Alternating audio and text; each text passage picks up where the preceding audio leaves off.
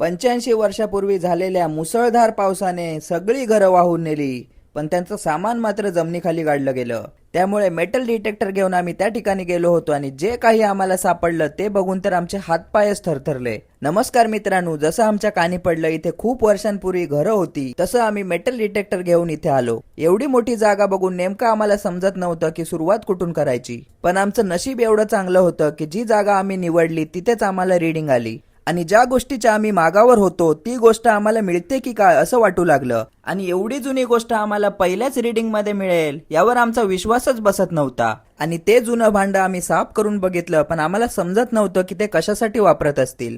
तुम्हाला माहित असेल तर कमेंट मध्ये नक्की कळवा. त्यानंतर आम्ही त्याच एरियामध्ये पुन्हा एकदा शोधायला सुरुवात केली आणि पाहतो तर काय, अजून एक जुनं भांड आमच्या हाती लागलं. आणि हे जुनं भांड कशाला वापरायचे हे माहित असेल तर कमेंट मध्ये नक्की सांगा. आणि यावरच मित्रांनो आमचा प्रवास थांबला नाही, कारण पुढे आम्हाला 2 जुनी भांडी सापडली आणि ती भांडी इतकी जुनी होती ते बघून आमचे हातपाय थरथरले. आता ती भांडी दिसायला कशी आणि किती जुनी आहेत याचा संपूर्ण व्हिडिओ बोकोबा बीफ हंटर या युट्यूब चॅनलवर अपलोड केला आहे. तो नक्की पहा आणि आम्हाला इथे फॉलो करायला अजिबात विसरू नका.